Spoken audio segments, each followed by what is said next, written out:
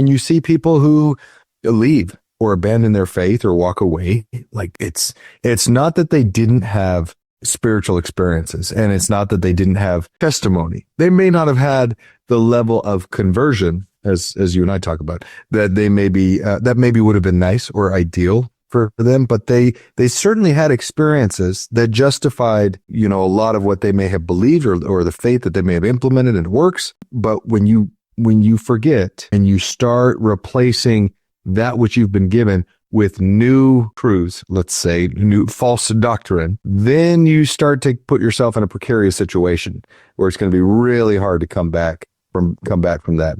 And that's, I think, what too many people have done.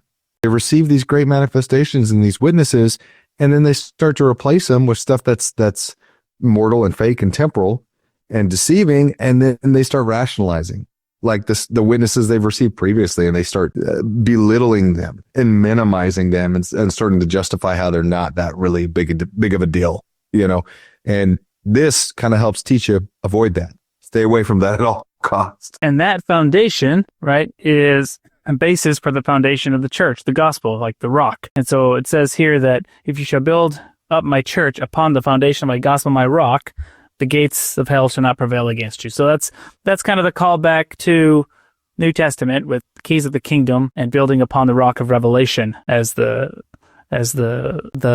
stone, the rock, the foundation stone of Christ's church. And I mean, there's a lot of temple overtones there, even of like the foundation stone of the temple, the Holy of Holies being the source of the Word of God. In the beginning was the Word, right? That flows from the throne of God. Well, that's revelation. That's how it was always. That's how it always worked from the beginning. That's how it's supposed to continue working. And that was Christ's whole restoration message: is that there's no revelation, there's no Word of God being, and He came as the Messiah and restored living priesthood keys, restored living revelation. He was the Word of God on earth. Well, that's the lifeblood, right, of the church, of the gospel, is having that. Interesting. Here's a thought I had.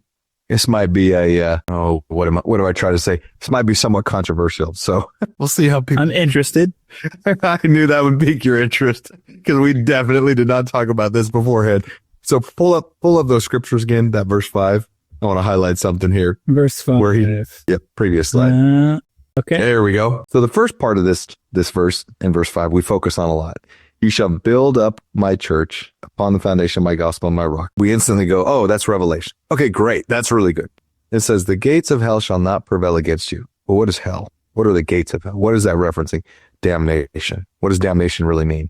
Lack of progression, staleness, and as you are not progressing, what are you actually doing? Well, you're starting to regress. You're starting to revert back. And a little bit of controversy here. I feel like that might be happening to a lot of people, even in the church day. Christ is talking, all of these verses here that he's talking about, where he says, look, I've manifested myself to you.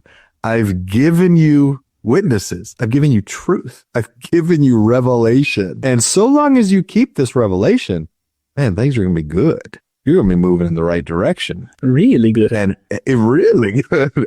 And that's the intent. That's what he wants. He wants us to have that relationship with it so that we can continue to receive revelation and he can continue to manifest himself to us. That's what his church is built upon. And as we then get comfortable and complacent in that place in which he has taken us, then we start to turn it off a little bit. We start to say, that was pretty good. Maybe that's all I need.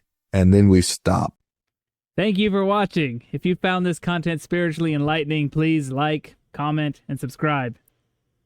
Like the gospel, these little things make all the difference, and it helps the algorithm push out better content for everyone to enjoy on YouTube.